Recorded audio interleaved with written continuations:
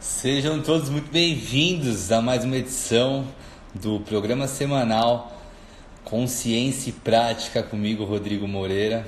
E é um grande prazer poder sempre receber um grande convidado e dividir um grande tema e com isso compartilharmos conhecimentos. Boa noite a quem está entrando. Vamos aguardar para em breve compartilhar conhecimentos destinados ao CrossFit.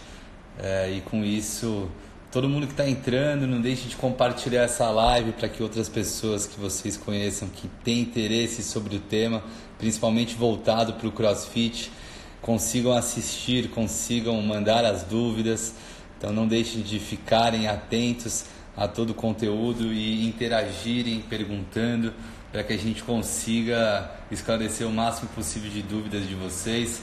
E o CrossFit é uma modalidade com essa característica de denominação recente, desde 2012, mas já vem tendo bastante evidências científicas e ao mesmo tempo também muitos praticantes. O Brasil é o segundo país em relação ao número de praticantes no mundo e certamente você que é nutricionista ou você que gosta de fazer atividade física conhece alguém que vem praticando essa modalidade e que certamente gostaria de saber um pouco mais.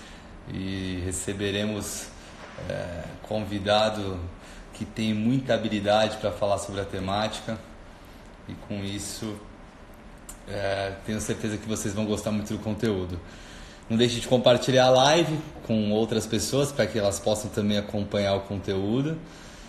E a live sempre é um momento onde vocês podem falar, professor, tranquilo, mais bioquímica, por favor. Maravilha, legal.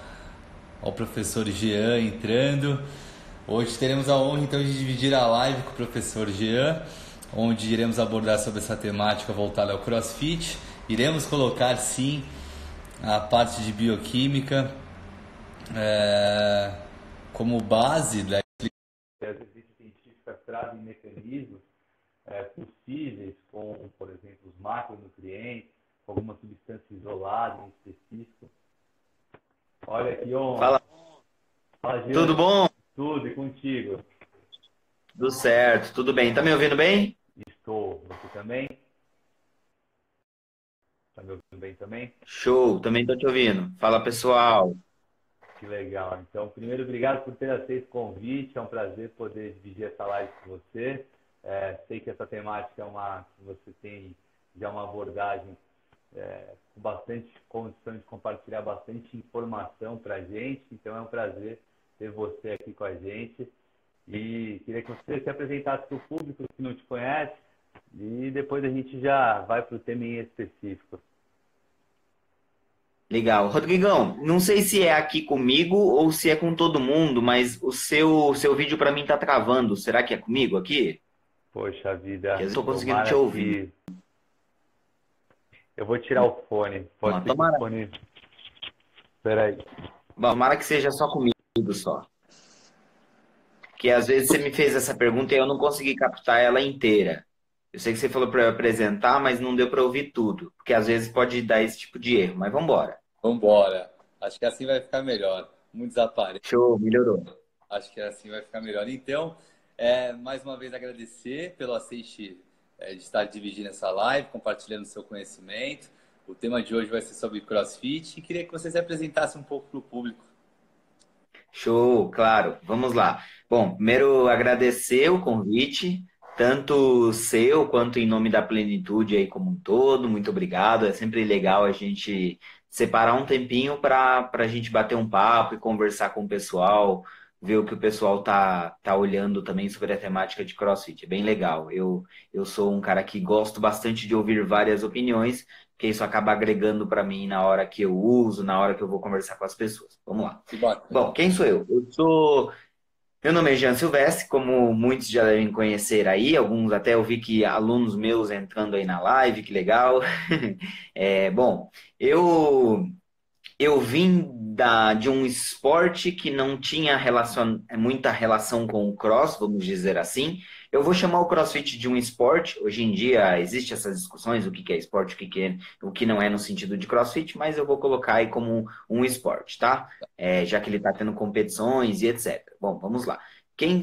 Por que eu entrei no mundo do CrossFit? Por que eu vim para esse lado de me formar em nutrição, depois entrar para um mestrado acadêmico, linkando aí com a parte teórica, que é onde eu queria olhar um pouquinho mais as coisas, e depois engajando aí nesse mundo da docência. Eu sempre quis ser professor universitário, desde o primeiro ano da graduação lá eu fui percebendo isso. Eu gostava de explicar as coisas para as pessoas e eu fui vendo que era um caminho. Falei, bom, se eu gosto de explicar as coisas para as pessoas e eu gosto de estudar, tá aí um bom caminho de explicador, talvez seja professor universitário.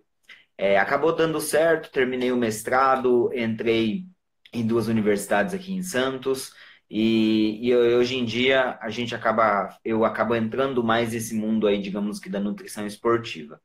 Só que para eu entrar na área da docência, eu sempre falo que eu gosto de ter duas coisas. Eu imaginei, né, que eu deveria ter duas coisas: prática e conteúdo acadêmico, digamos assim, né, a bagagem acadêmica que a gente sempre fala. Então fui para o mestrado, hoje em dia estou entrando no doutorado aí na área do cross, mas eu também quis sempre ter a prática, porque eu ia sentir falta dessa prática no dia a dia ali na aula com os alunos. Se eu não tivesse essa prática, talvez não ia me ajudar.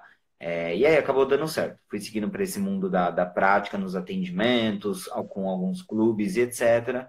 E hoje em dia estou aí mais deslocado, mais nichado, né, digamos assim, para o mundo do CrossFit, para a área da docência.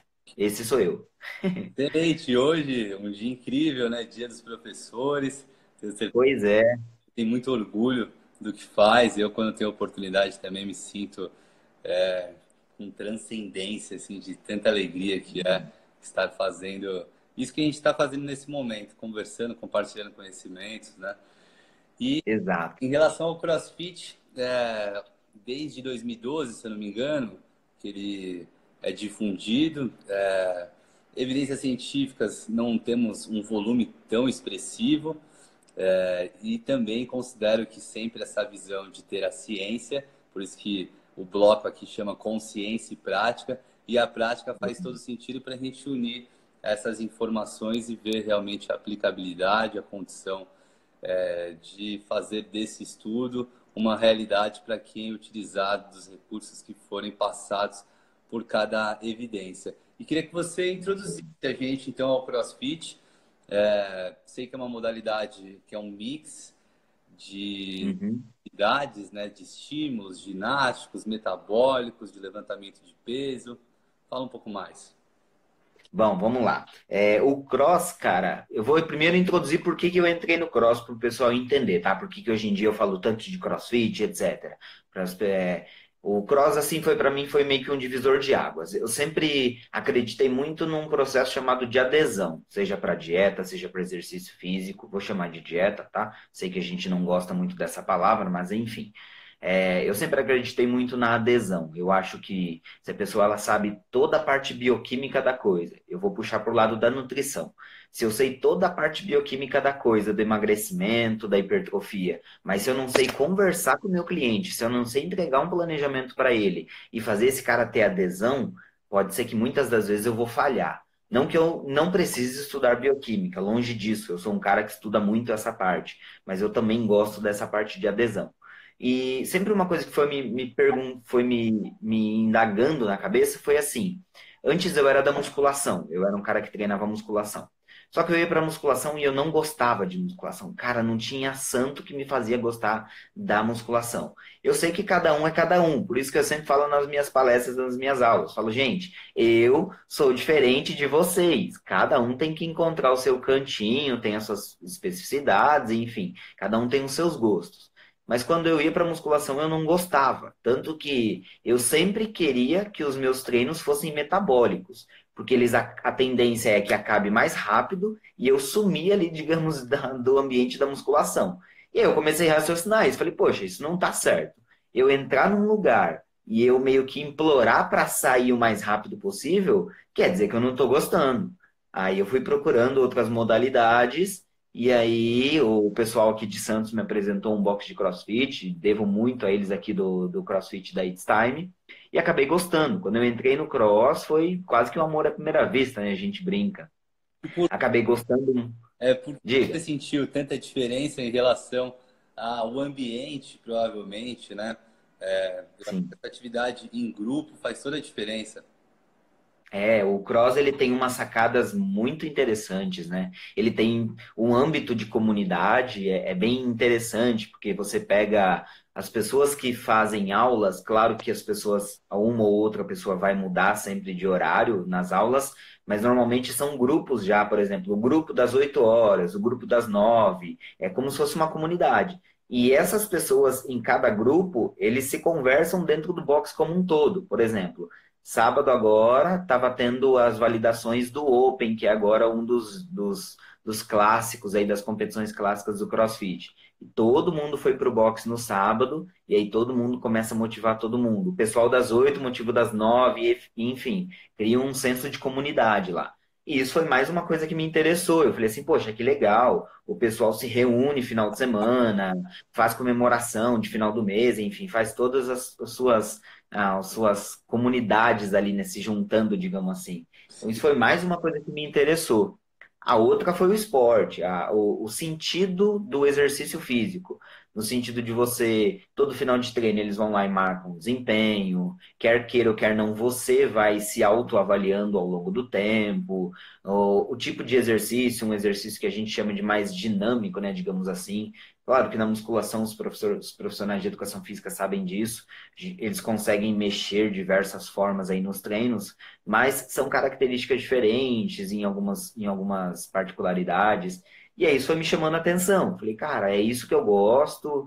Tanto que hoje em dia no cross existem basicamente dois tipos de treinos. O treino que a gente chama de lousa.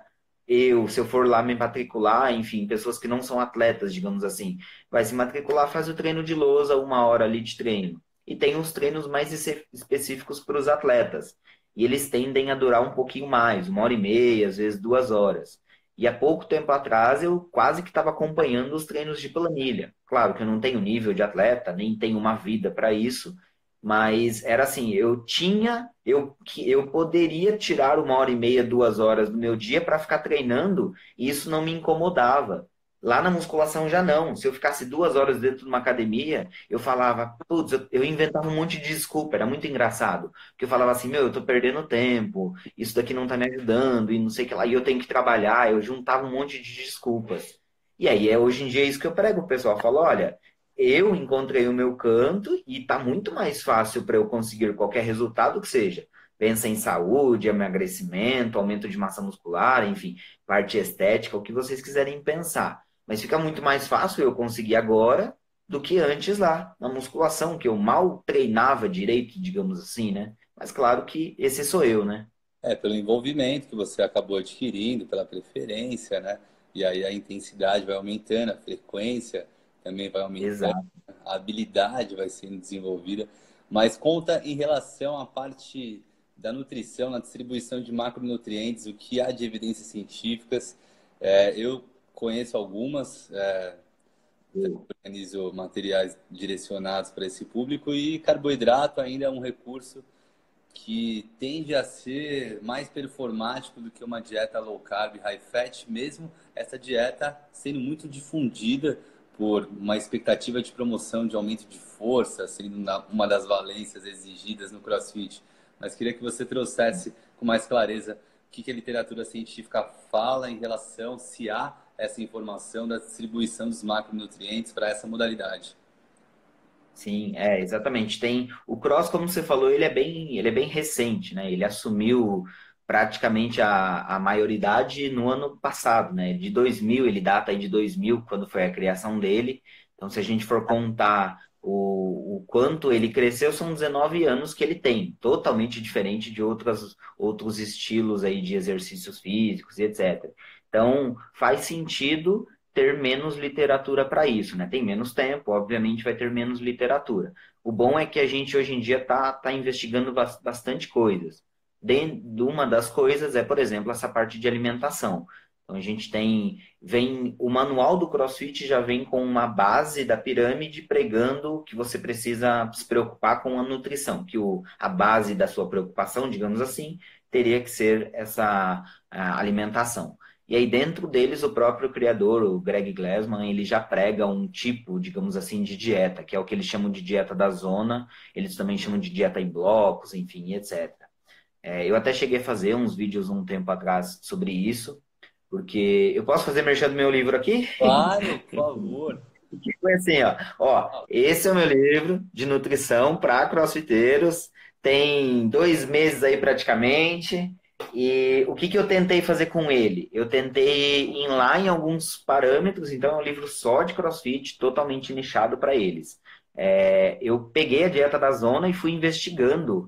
Falei, pô, tudo bem, o cara tá pregando isso, mas o que é isso e o quanto isso é aplicável dentro do exercício físico, tanto para o indivíduo que é fisicamente ativo, está no CrossFit, mas para aquele cara que é alto rendimento, é atleta, ele está visando um games da vida, está visando um TCB aqui no Brasil, enfim, está visando competições grandes. Vamos lá. E aí eu fui vendo que, por exemplo, é uma dieta, digamos que meio generalista, porque ela prega que você tem que consumir uma faixa de 40% de carboidrato e ele meio que coloca isso para todo mundo. E aí é uma das coisas que a gente vai, às vezes, tendo um embate de falar assim, bom, ele dentro desses 40% de carboidrato faz lá as suas modificações, né, de blocos, de olha, se você... É como se fosse, a grosso modo falando, como se fossem listas de substituições. Olha, se você está consumindo tanto de carboidrato com batata doce, você pode substituir esse mesmo tanto por mandioca em tanta gramagem, enfim. Ele vai organizando isso como se fossem blocos. Só que o percentual é estruturado nesses 40%. Só que a gente sabe, na nutrição, enfim, você também consegue colaborar, a gente sabe que 40% é um ponto, mas não é para todo mundo. Não tem como na nutrição a gente pegar um norte e falar, olha, todo mundo agora segue esse norte que vai dar certo para todo mundo. É claro que vai dar certo para algumas pessoas, mas para outras pessoas pode não ter uma resposta tão bacana. A gente vê, por exemplo, hoje em dia no Brasil, tem atletas aqui no Brasil, lá fora, enfim, os atletas estão treinando 4 horas, 4 horas e meia. Tem momentos que os caras treinam 5, 6 horas no dia. Então, se você pegar 5 horas, 4 horas de treinos em alta intensidade, tudo bem que não são as 4 horas em alta intensidade, mas é um bom percentual em cima disso, você não consegue trabalhar 40% de carboidrato pensando em todas as variáveis, né, que o indivíduo vai ter. Sistema imune, hipertrofia se ele precisar, enfim, rendimento, todos os processos ali que ele vai necessitar, né? Então são essas as coisas que a gente começa a debater de, putz, será que isso é aplicável para todo mundo? Beleza, pode ser um norte, de repente, para um indivíduo ali, para ter um resultado X. Mas será que isso é aplicável para todo mundo? Esse é o primeiro embate, né, eu acho, pensando nessa distribuição de macros. Mas é legal que, assim, como formato de regra para generalização, eu, por evidência também, não é nem preferência, então há uma sustentação de que a dieta de zona, em comparação a uma dieta de Atkins, dieta dos pontos, qual mais que era? A dieta de Ornish também, que era uma dieta estilo vegetariana com privação de gordura. A deficiência de micronutrientes dessas quatro citadas é a que menos, que não existe na verdade. As outras existem algumas deficiências e a de zona ela tem uma distribuição de macronutrientes mais equilibrada. Então, eu Sim. acho de certa forma relevante o posicionamento dessa estratégia alimentar, mas considero também que o carboidrato é um macronutriente para performance em diversas modalidades muito importante e por diversos realmente fatores. Mas pensando realmente na condição de realização da atividade em alta intensidade e sustentação dessa intensidade no maior tempo possível, né? Já Exato. estratégias, por exemplo, cetogênicas, que até há pesquisas, né? E queria que você abordasse com mais detalhes direcionadas para o CrossFit, porque eu ouço muito ainda que o consumo de gordura é algo bem incentivado dentro dos direcionamentos do CrossFit, o carboidrato um pouco desvalorizado. E queria saber se você encontra evidências que sustentam. Nós sabemos alguns pontos positivos do consumo de gordura, mas não suficientes para a promoção de performance, né? Não dá para fazer essa correlação, por exemplo, de gordura total ou saturada, ou mesmo monoinsaturada, e produção de testosterona, e que isso vai se corroborar com mais carga, com mais condição de performar. Exato, exato. Hoje em dia está sendo bem empregado e eu acho que até assim, foi muito pregado isso no cross particularmente. Eu não sei se porque eu tô mais no mundo agora do cross e eu vivencio mais isso, mas antes eu não via tanta gente falando, por exemplo, de cetogênica em outros ambientes, musculação, por exemplo.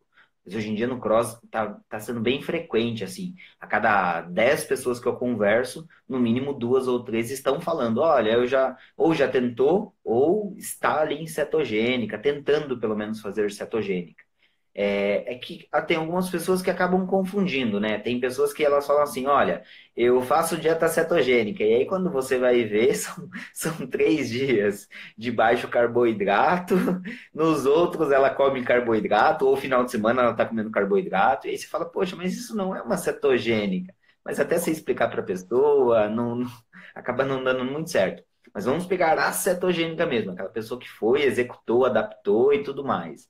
Ah, cara, o que a gente vê no cross, a gente não consegue ainda ter muitos dados científicos para isso. Mas ou, se a gente pega, por exemplo, o famoso HIIT, que acaba assemelhando muito com o CrossFit, né, exercício de alta intensidade, a maioria das pesquisas bem delineadas que a gente viu com exercício de alta intensidade e dieta cetogênica falharam em mostrar aumento de rendimento.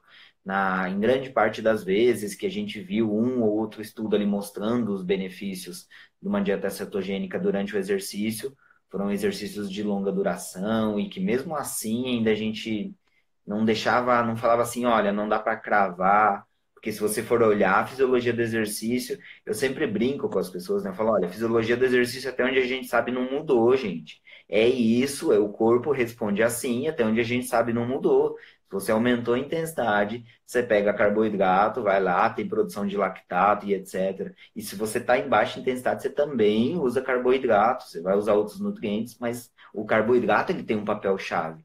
O nosso organismo ainda não fez essa sacada de, olha, eu não vou usar mais carboidrato para esse cara nunca mais e agora é só gordura. E não criamos essa adaptação fisiológica. Então, eu vejo Exato. um sensacionalismo direcionado, muito voltado para o lado estético, mas ao mesmo tempo Sim. não percebendo que isso não vai otimizar nem esse resultado, né? E provavelmente vai comprometer o rendimento daquele indivíduo, alguns sintomas perceptíveis, como queda de peso, aumento de tempo, outros não tão perceptíveis, como irritabilidade, má qualidade de sono, alterações gastrointestinais, por às vezes uma mudança que faz com que o indivíduo deixe de consumir fibras, por exemplo, né? E aí tem uma série de prejuízos que acabam sendo normalmente mais centralizados, só que ao mesmo tempo com respostas sistêmicas, não só gastrointestinais. Então, o que você falou, as coisas não mudaram. Então, a base da nutrição, na minha visão ainda, se seguíssemos um estilo similar a uma pirâmide simples alimentar, nossa, muita gente teria bastante saúde, né? E seria Exato. suficiente para performar em praticamente todas as modalidades, né? Inclusive, Exato. uma condição de geração de um ambiente favorável para hipertrofia muscular, né? Com controle calórico sendo suficiente para o emagrecimento. Ainda eu vejo dúvidas de que muita gente acredita os resultados de estratégias restritas em carboidratos por decorrência que não percebe que restringiram calorias. Isso é muito claro para a gente, Exato. nem tão claro para aqueles que estão falando pela satisfação pelo resultado alcançado, pela adesão de uma privação, que no caso foi do carboidrato, mas poderia ser qual for, né? Exato. E é muito engraçado que você tocou num tópico muito legal da questão de peso, né? Hoje em dia, é incrível. Por isso que eu falo sempre para as pessoas da nossa classe, para os estudantes, o pessoal lá da sala, os estudantes, falo, olha, Quanto mais você conseguir direcionar informações no seu Instagram para as pessoas, melhor vai ficar. Porque vai chegar uma época que a gente vai bombardear tanto as pessoas com conteúdos bons que as pessoas vão começar a ter um filtro maior. Porque se você pega hoje em dia, as pessoas elas se apegam à questão do peso. Tanto que os diversos desafios da vida se apegaram ao peso. Então, o que que a pessoa ela faz? Ela estava comendo um conteúdo de carboidrato. Aí ela corta, vem para a cetogênica agora. O peso dela vem, desce. Desce carboidrato, exatamente, glicogênio, água e etc. E o peso dela desce. Só que quando ela olha na balança, ela fica toda feliz. Ela olha, agora diminuíram 5 quilos. E para ela aquilo ali é tudo de gordura. E aí é que está o problema. Porque ela diminui esse peso, ela fala assim, olha, isso dá resultado. Tá vendo como é que dá resultado cortar carboidrato? Só que ao longo do tempo, ela não consegue manter isso. Uma, porque o organismo vai dando as respostas fisiológicas dele, e outra, porque ela vai sentindo no treino todos os efeitos. Eu brinco que o cross ele é malvado às vezes porque o treino, como toda hora a gente está olhando o rendimento, não necessariamente o atleta, mas a gente está olhando o rendimento, você consegue visualizar isso muito bem. Você pega, se você fica 5 dias se alimentando bem, 5, 7 dias, um mês, enfim, seus rendimentos eles vão melhorando no cross. Se você de uma hora para outra, em uma semana, você decidiu fugir totalmente da alimentação, cara, é clássico. Você vai pro box e você vai treinar, a gente brinca que você vai parecer uma tartaruga lá, porque você vai ficar mais lento, e aí ao longo do tempo, com essa diminuição de carboidrato, vai vir queda de sistema imune, e aí muda o tempo, a pessoa começa a ficar gripada ou resfriada, e ela fala assim, putz, eu não era assim, por que que agora eu estou ficando assim? Aí, do nada, ela começa aquela dor muscular, que antes demorava 1, 2 dias para recuperar, agora está demorando 4, 5, 6 dias para recuperar. E aí ela vai acumulando estresse, até que chega uma hora que ela lesiona, mas não é a lesão pelo cross. A lesão vem dos erros nutricionais, muitas das vezes. Claro que podem existir outros tipos, lógico, como em qualquer modalidade, mas às vezes a pessoa está cometendo tantos erros na parte nutricional que ela acaba gerando uma lesão lá no cross por causa dos erros nutricionais. Então é muito engraçado, né? Porque você olha e você fala assim, poxa, mas era só ajustar o macro, não era nenhuma preocupação inicial com o micro, porque a gente nem foi para os cálculos do micro, era só fazer um ajuste inicial ali nos macros, que isso se ajustava muito bem. Mas como ela decidiu seguir a questão do peso, ela vai cortar o carboidrato, tem diminuição de peso, quer manter isso, chega lá na frente isso dá prejuízo.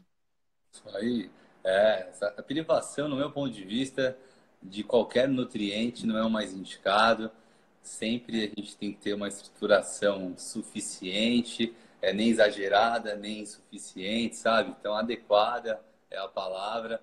E com isso, a nutrição simples, aquela ainda com carboidratos sendo predominante, na minha visão, ela acaba sendo performática, como eu disse, fácil de ser aderida pela grande população e efetiva para a promoção dos benefícios, seja ele qual for, né? Se for objetivo de emagrecimento, se for objetivo de hipertrofia, se for objetivo cognitivo, se for objetivo de prevenção de seja lá qual for o risco de mortalidade. Tem muitas correlações de frutas, legumes, verduras, cereais, né, como nutrientes muito efetivos. E em relação à suplementação, vamos mudar para esse contexto.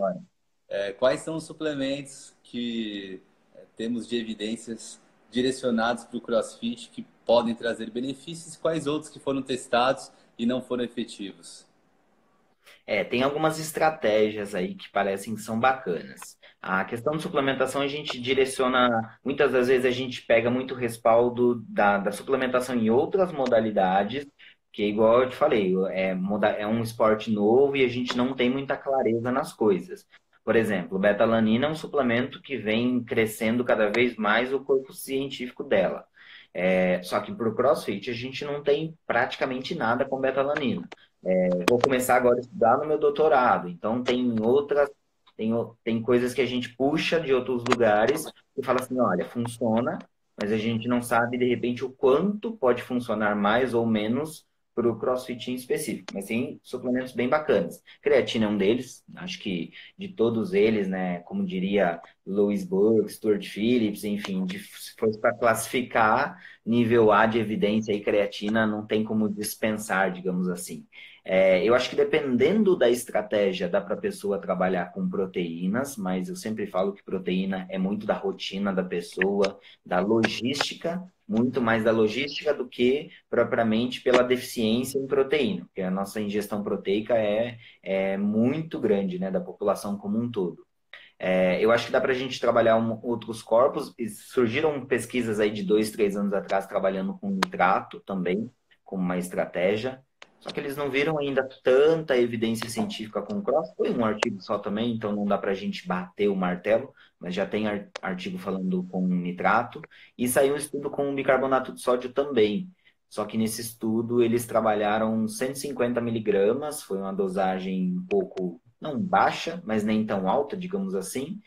Eu não sei se eles ficaram com medo dos desconfortos gastrointestinais do bicarbonato e aí trabalharam com uma dosagem menor, mas tem também com bicarbonato. Esse com bicarbonato eles encontraram uns resultados bem bacanas em relação, eles dividiram, né, em 3 rounds e em cada round que eles foram executando os exercícios, eles parecem que encontraram um número de repetições maiores para quem suplementou com bicarbonato. Então são estratégias que podem ser aí uma boa sacada, talvez, futuramente aí para o cross.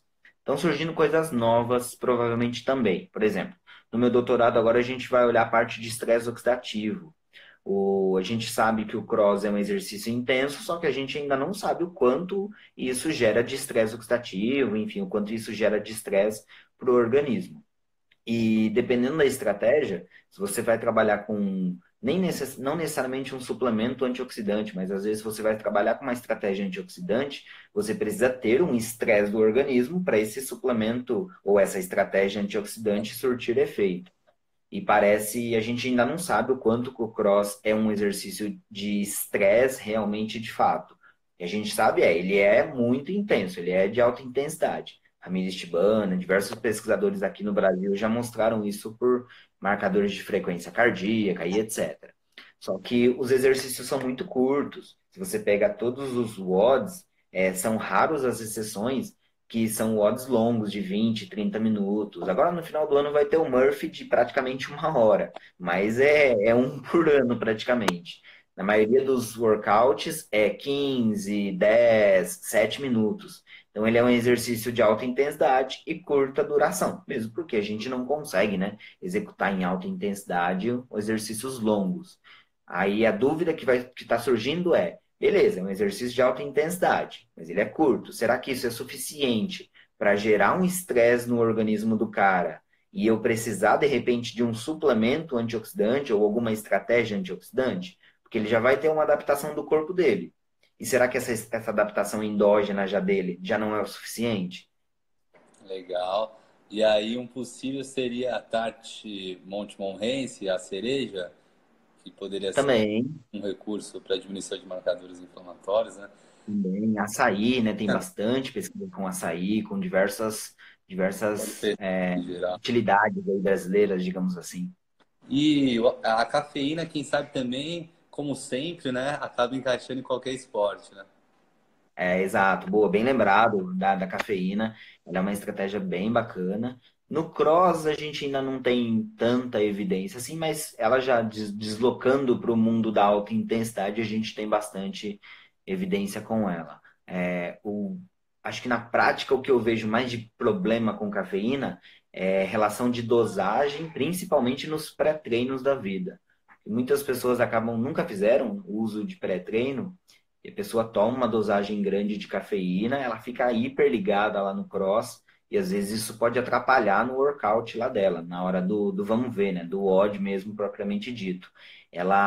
Ou ela coloca mais peso, ou ela era de repente uma intermediária, né? Que é o scale que a gente chama, e ela deveria carregar, ela não tem técnica e nem força para carregar aquela barra com aquele tanto de peso, ela deveria colocar menos, ela vai lá e coloca uma carga maior, assumindo a responsabilidade, às vezes mesmo com o coach indo lá, divertindo, falando, não, diminui, ela vai lá e assume a responsabilidade, ou ele, e acaba excedendo a carga. Ou às vezes por fazer repetições a mais de um movimento que você não tem tanta técnica, né? Que é aí que surgem os pequenos problemas, né? Ou os maiores problemas. Sim, tem que ficar sempre atento. O CrossFit, por literatura, o volume de lesões não é alto, como é Exato. deflagrado por aí, na verdade, né? Como é difamado. O nível de lesão da musculação é muito baixo.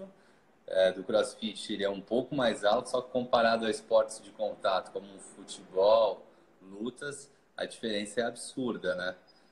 Exato. Eu acho que ainda todos os esportes que têm um controle de movimento, eles naturalmente serão mais seguros, né?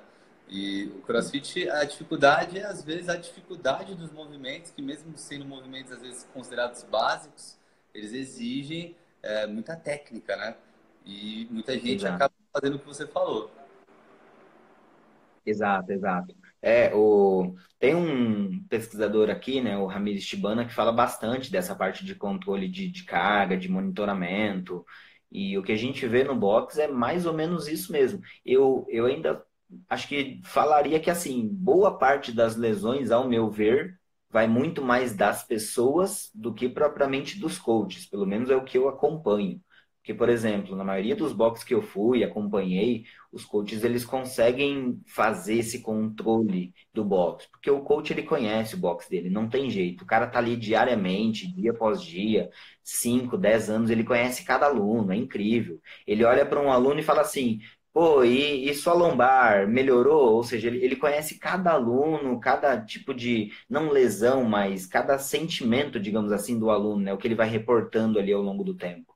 E o que na maioria das vezes eu vejo é isso, de que, por exemplo, os coaches eles falam, olha, treina técnica, treina técnica, treina técnica. E aí o que as pessoas elas tendem a fazer? Elas treinam um pouco de técnica, e aí na hora que ela começa a entender o movimento, ela vai lá e coloca carga, carga, carga. E não tem como, né? Você não ter um tipo de prejuízo fazendo esse tipo de estratégia. Mas a maioria das vezes o que a gente vê é esse controle bem feito, é bem organizado.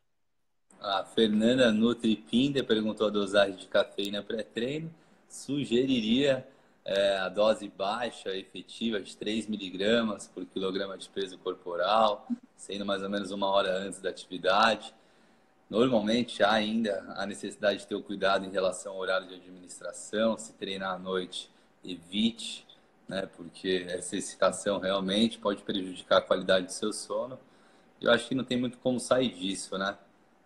Exato, é. O que a gente sabe é que tem digamos que um limite superior de 9. Chegou em 9 ali, já é dose cavalar, digamos assim, pode gerar diversos prejuízos. Tem gente que se adapta muito bem com 6, mas não são todas as pessoas. Eu, por exemplo, não me dou bem com 6 miligramas. Se eu tomar 6, eu fico pulando lá no box, que nem um maluquinho praticamente. Então é bem isso mesmo. É mais fácil trabalhar com dosagens menores, né? Perguntaram aqui também sobre carne. Deixa eu ver aqui. A Aí, pergunta era sobre não não como como carne, o que você indica para o ganho de massa magra. Eu acho que aí a estratégia podem ser todas as outras fontes proteicas, até mesmo, se não for necessariamente carne vermelha, as outras fontes de vindas aí de outras carnes. Mas hoje em dia existem opções vegetarianas, os veganos, os vegetarianos se beneficiam bastante, que a gente tem muitas opções. Eu esqueci o nome da pessoa, carinho. mas Karina, né? Isso, Karina, tem várias opções. Aí você teria que ver necessariamente o que você gosta. Pode ficar tranquila que opções proteicas hoje em dia, a gente tem muita coisa. Tem suplementos veganos, suplementos vegetarianos, tem muita coisa. Sim. Não, e aí tem que ver isso aí, a restrição. Se é só carne vermelha, tranquilo, Ex- tudo e nada. Se for de carne, beleza, vamos com os laticínios e os ovos. Se também tirar Exato. isso, tudo bem, vamos com as proteínas de origem vegetal. E aí vamos ver qual que é o nível de restrição, né? E aí, normalmente, há uma necessidade de complementação via suplemento, mas nada do que a gente falar aqui exatamente vai ser melhor do que te indicar a investir, antes de mais nada, num bom nutricionista próximo de você, para ele poder avaliar seu caso, né? Então, aí, ó, a Karina falou todas as fontes devem ser Ouve ou como ainda. É, então, você tem que verificar em consulta com o nutricionista para ele conseguir te passar todos os esclarecimentos e, consequentemente, ajustar algo que dê condição de adesão, que foi o princípio da live. Exato, Karina. Eu acho que o melhor investimento para você é Nutri. Vai no Nutri e investe nisso, porque isso é um investimento mesmo. Que ele vai pegar, vai organizar tudo isso direitinho para você. Se ele vê necessidade, ele vai te colocar a suplementação. Se ele não vê, ele não vai te colocar. Enfim, ele vai praticamente te deixar montar o plano. Que hoje em dia a gente faz praticamente isso, né? A gente senta com o paciente ali e vai negociando com ele várias coisas, e na hora que ele vê. Ele fala, meu, eu praticamente montei o meu plano, tá muito fácil isso. E é basicamente isso mesmo. Jean, e agora a parte de fitoterapia. Eu sei que não tem nada direcionado, mas vamos tentar fazer algumas correlações e queria saber suas experiências práticas do que você vê, ouve, né, ou mesmo prescreve em relação à fitoterapia. Bom, vamos lá. Fitoterapia tem algumas estratégias que podem ser utilizadas. Eu sempre falo que, assim como suplementação, fitoterapia ela é digamos que um bolo da cereja. Não adianta nada, às vezes a pessoa ela está com toda a alimentação desregulada, a base dela está desregulada, ela vai procurar uma estratégia lá na suplementação ou nos fitoterápicos da vida para tentar salvar os resultados dela ou algo nesse sentido. E esquece, não tem jeito. É claro que a gente consegue usar aí até mesmo algumas estratégias como efeito placebo para gerar uma melhor adesão com o planejamento alimentar, mas aí é efeito placebo e não necessariamente efeitos fisiológicos. Mas a gente pode, digamos que usar em alguns momentos alguns fitoterápicos para alguns indivíduos aí acabar beneficiando mais alguns processos. A gente tem aí chá verde que podem auxiliar em algumas coisas, dependendo da situação, ginseng, que pode nos ajudar em alguns recursos. Enfim, existem alguns fitos que podem trazer algumas estratégias bacanas para a gente.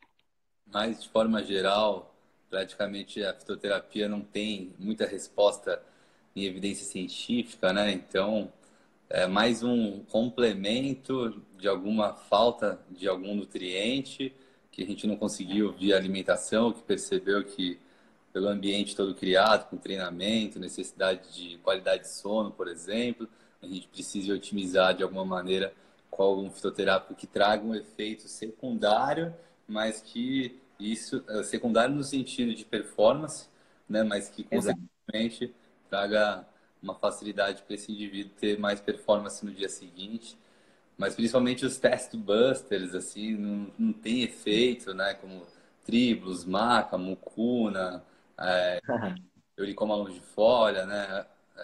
Infelizmente as evidências são ruins, né? Algumas trazem resultados, só que claramente com conflito de interesse. Pelo menos é o É. que eu encontro.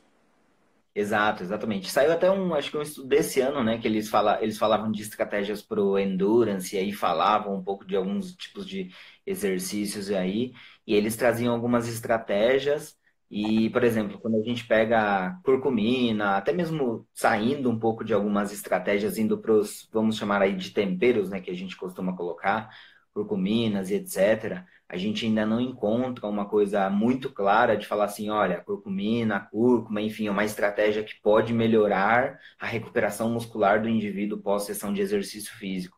Não está ainda tão claro isso, assim como bromelina, enfim, alguns compostos bioativos do lado do abacaxi, etc. A gente não tem uma clareza tanto quanto outras estratégias. É claro, gente, a gente está falando de ciência, pode ser que daqui um mês isso tudo aí se revire, ciência é assim, né? Esse que é o grande legal da coisa.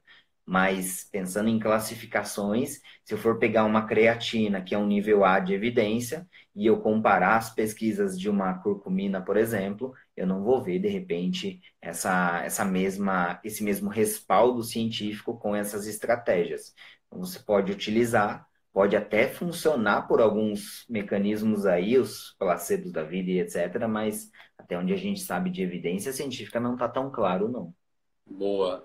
Ó, a Thay Pinheiro, ela perguntou algo que provavelmente ela deve saber, se não é uma coisa básica, que a fitoterapia ela só pode ser prescrita por quem tem a pós-graduação, e aí o título quanto a isso, nós podemos, com a graduação, a prescrição de chás, né? Mas a Uhum. parte de manipulação é com a especialização e é importante, né, no meu ponto de vista, a relevância porque a graduação é insuficiente e aí para que não fique um Ctrl+C, Ctrl+V dos nutricionistas ouvindo o que a farmácia nos traz, né, vai ser o ideal é que tivesse provas, né, de capacitação, né, e aí verificar se aquele que estudou e adquiriu esse conhecimento mesmo sem ter a pós-graduação, ou aquele que fez pós-graduação e não prestou atenção e não adiantou de nada ter feito a pós-graduação, Uhum. mas essa é uma realidade que aí para conseguir selecionar um pouco mais há essa exigência,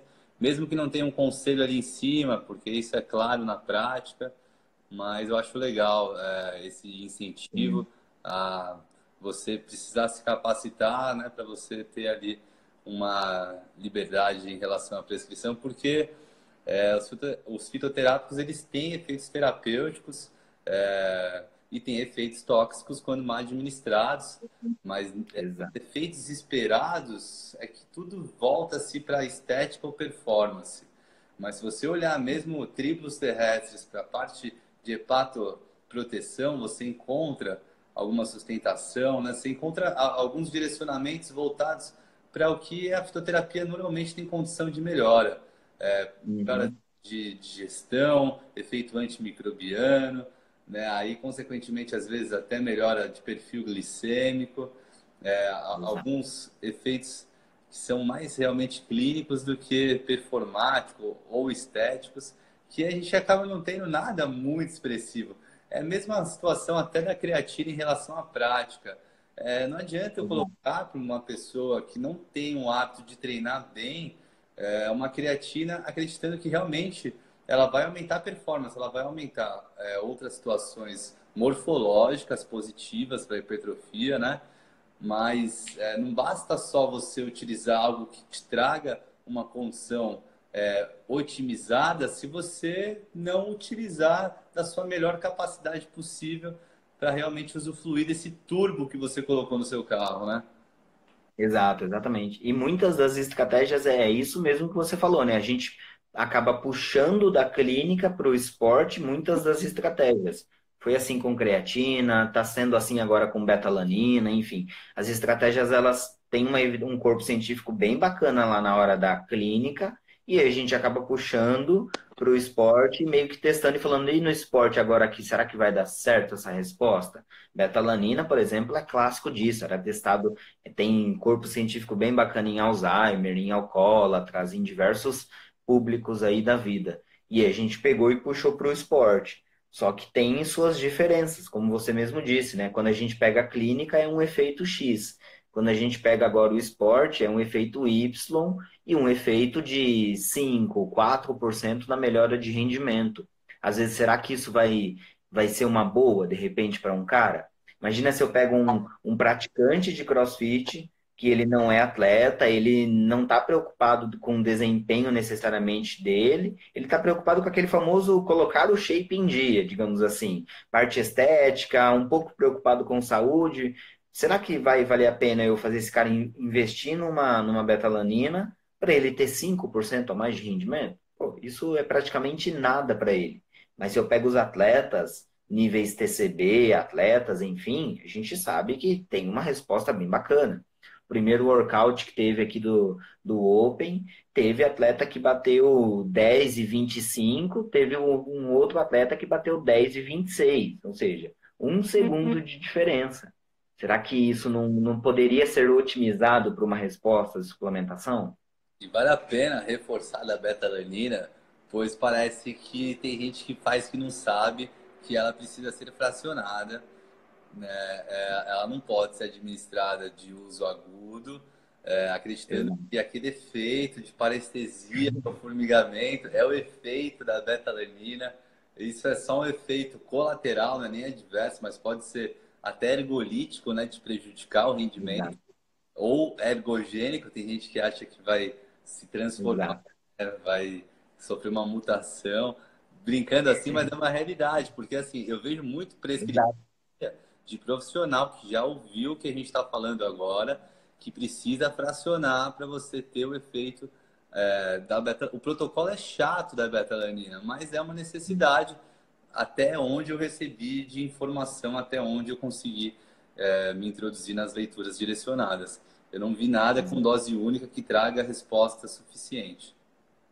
Exato, exato, tem. E muitas das vezes essa estratégia de parestesia é usada pelos, por exemplo, pelos pré-treinos lá fora, né? Quando os caras tomam um pré-treino lá fora e sentem essa parestesia, é exatamente esse placebo do cara olhar e falar assim, olha, bateu o pré-treino, eu vou treinar. Fica vidrado e fala, agora vai dar o efeito. Mas é meramente uma estratégia ali da suplementação. Então, claro que o efeito fisiológico vai precisar de tempo, não tem como, é o mesmo conceito da creatina, né? É acúmulo, acúmulo, acúmulo. Diferente do bicarbonato, que já tem um efeito Exato. agudo, mas o agudo não é assim, joguei na boca e na sequência já está acontecendo. Você tem um intervalinho, né, para que Sim, seja absorvido, metabolizado e assim sofra as reações esperadas, né, de tamponamento e tal. Mas eu fico sempre com esse ponto da betalanina porque eu não sei o que acontece, mas é uma realidade. Só seria viável. com relação à betalanina, seria viável mais para esportes como CrossFit do que para musculação, mesmo sendo um treino bastante intenso? A Thay também te perguntou. Eu acho que depende de quem é a pessoa e, lógico, igual você já me falou, Thay, depende do esporte. São exercícios que a gente chama de exercícios de alta intensidade, que você gere aí a produção de acúmulos de íon de hidrogênio no organismo, gere aquela concentração de lactato, e aí sim ela vai ter efeito que é o efeito que a gente chama de tamponante, de tampar esses íons de hidrogênio e não gerar acidose lá dentro do músculo. Mas também vai depender do indivíduo. Eu, particularmente, não recomendaria betalanina para um indivíduo fisicamente ativo, seja de uma musculação mais intensa, vamos colocar aí de repente um metabólico da vida, seja para o CrossFit, que não vai, 5% de melhora para ele não vai ser nada. Agora, se eu estou falando de um atleta, é uma outra estratégia. Aí pode ser uma ideia.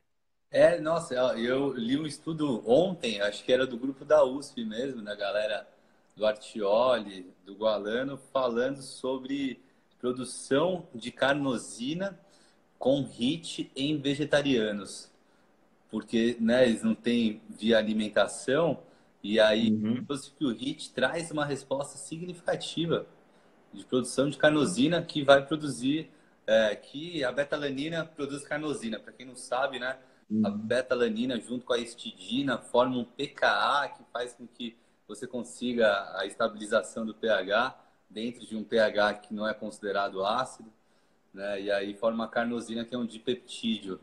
Achei bem legal. Exato. Sim, acho que aí pode ser uma estratégia mais interessante, né? Inclusive, isso eu não sabia, foi muito, eu aprendi da prática dos caras. Na musculação, eles me falaram que na época de cutting, né, pré-contest principalmente, que eles estão pertinho ali da competição, eles usam bicarbonato de sódio, porque o cara tá com um monte de deficiência em algumas coisas, tá fazendo alguns cortes, e aí o cara usa a suplementação para ele conseguir ter um rendimento no treino melhor. Falei, olha que sacada dos caras. Então, É, às vezes pode ter, mas é igual a gente falou, é para um público que vai, de repente, se beneficiar com um ou dois movimentos a mais para palco. Musculação no sentido de um bodybuilder, um cara que vai para palco. É a mesma ideia para o CrossFit. Se eu for usar, eu vou usar para um cara que vai competir, enfim, para um cara que está mais evoluído, digamos assim, em nível de condicionamento físico. é. Mesmo porque se eu pegar um indivíduo fisicamente ativo e falar, olha, agora é a vez de a gente usar bicarbonato de sódio ou betalanina.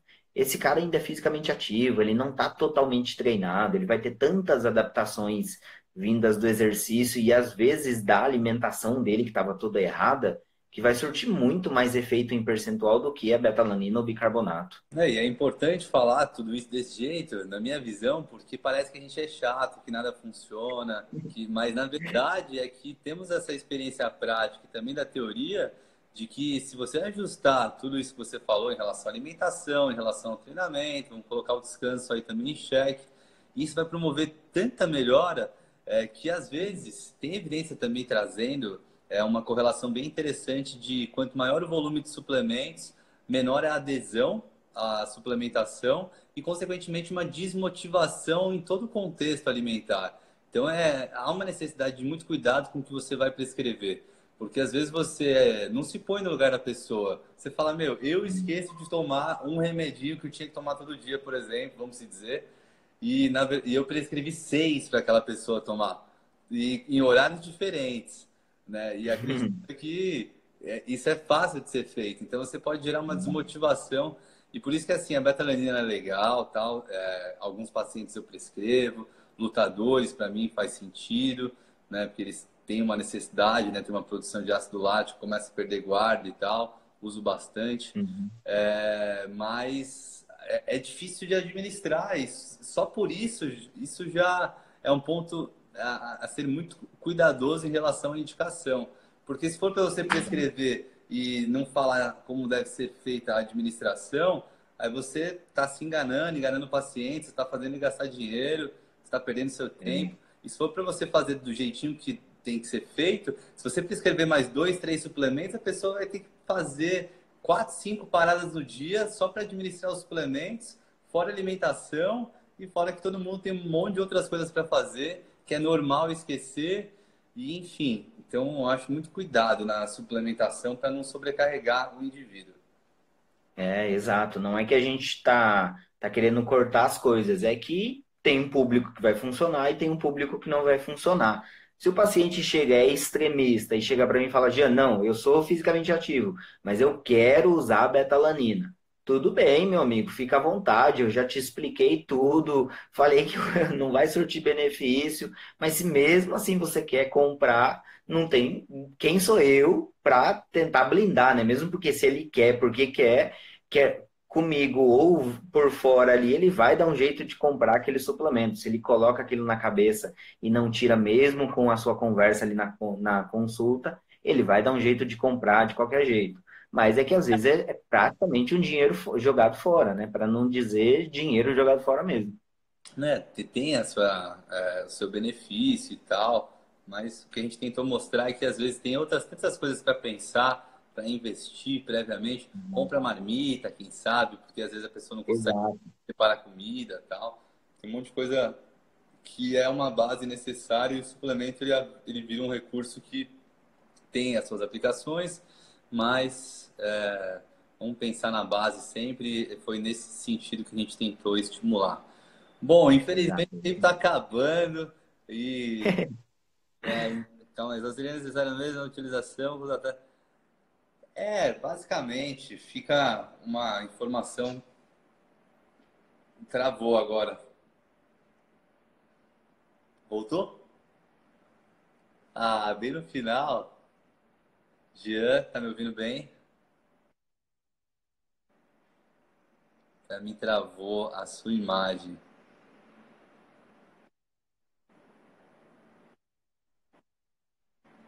Poxa vida. Tá me ouvindo? Acho que voltou? Bem no Voltou? final. A sua imagem tá travada ainda aqui. Putz, Mas deixa eu ver se eu consigo ajustar aqui. vamos Tentando ver. aqui, mas vamos ver. Voltou? Voltou. Mais assistida agora também. Agradecer, né? Voltou. Parabenizar pelo trabalho que você realiza e me dispor para realizar outras ações com você. Queria bastante poder dividir esse momento contigo. Espero que você tenha me ouvido.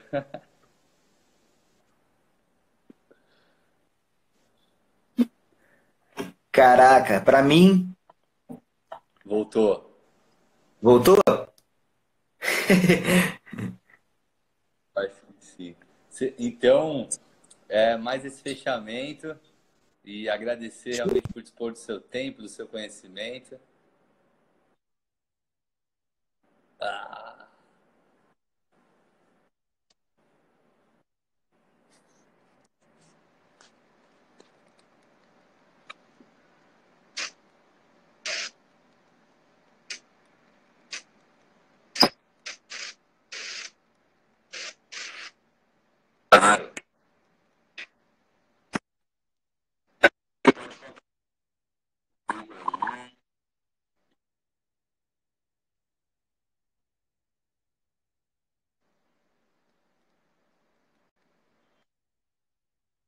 Voltou?